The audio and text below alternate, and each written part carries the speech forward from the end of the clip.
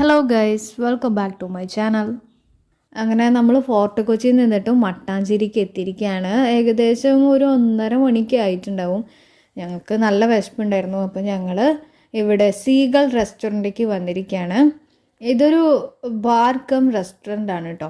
അപ്പോൾ ഒരുപാട് ഫോറിനേഴ്സിനെ അട്രാക്റ്റ് ചെയ്യാനായിട്ട് തടിയിൽ നിർമ്മിച്ച ഒരു ആനയുടെ പ്രതിമയാണ് നമ്മളെ വെൽക്കം ചെയ്യുന്നത്.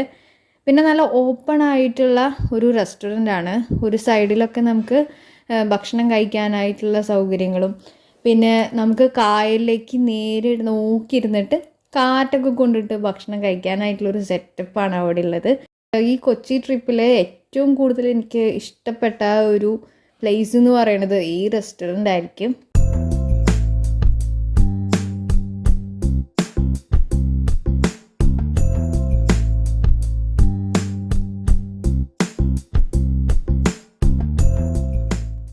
കായലിനടുത്തുള്ള ടേബിളിൽ തന്നെ ഞങ്ങൾ ഇടം പിടിച്ചു. അപ്പം ഞങ്ങൾക്ക് ചുറ്റും ഒരുപാട് ഫോറിനേഴ്സ് ഉണ്ട്. അവർ ബെവറേജ് എൻജോയ് ചെയ്തുകൊണ്ടിരിക്കുകയാണ്. ഞങ്ങൾ ബെവറേജ് ഒന്നും ഓർഡർ ചെയ്തില്ല കേട്ടോ. കയറി വരുമ്പോൾ തന്നെ ഫ്രഷ് മീനുകൾ ഉണ്ടായിരുന്നു. അപ്പോൾ അതിലൊന്ന് ഞങ്ങൾ ഫിഷ് ഫ്രൈക്ക് കൊടുത്തു. അപ്പോൾ ഡീപ്പ് ഫ്രൈ ചെയ്യാൻ വേണ്ടി കുറച്ച് ടൈം എടുക്കും. അപ്പോൾ ലഞ്ചൊക്കെ ഓർഡർ ചെയ്തു.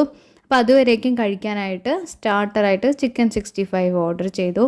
അപ്പോൾ അച്ഛനും അമ്മയ്ക്കും ഇവിടുത്തെ കാര്യങ്ങളൊക്കെ മണികണ്ഠൻ ഞങ്ങൾ പറഞ്ഞു കൊടുക്കുകയാണ്. അപ്പോൾ കടലിൽ നിന്നിട്ട് അങ്ങോട്ടും ഇങ്ങോട്ടും ഒരുപാട് കപ്പലുകൾ പോകുന്നുണ്ട്. അപ്പോൾ അത് കണ്ടിരിക്കുകയാണ് കേട്ടോ.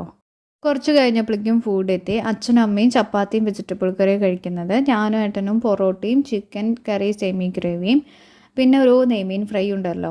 അപ്പോൾ അതൊക്കെ കൂടി ഞങ്ങൾ ലഞ്ച് അടിപൊളിയായിട്ട് കഴിച്ചു കഴിഞ്ഞു. പിന്നെ ഈ റെസ്റ്റോറൻറ്റ് അകത്ത് തന്നെ ചെറിയൊരു കോർട്ട് യാർഡ് ഉണ്ട്. അവിടെ ഒരുപാട് ഇൻഡോർ പ്ലാന്റ്സ് ഒക്കെ വെച്ചിട്ടുണ്ട്. അതൊരു മുന്തിരി വള്ളികളാണ് കേട്ടോ ഇവിടെ പടർത്തിയിട്ടുള്ളത്. അവിടെ ചെറിയൊരു ഊഞ്ഞാലുണ്ട്. അപ്പോൾ ഞാൻ അവിടെ ഇരുന്നിട്ട് ആടിക്കൊണ്ടിരിക്കുകയാണ്. നല്ല രസമാണ്. ഓപ്പൺ സ്കൈ ഒക്കെ ഇവിടെ നിന്നിട്ട് നമുക്ക് കാണാം.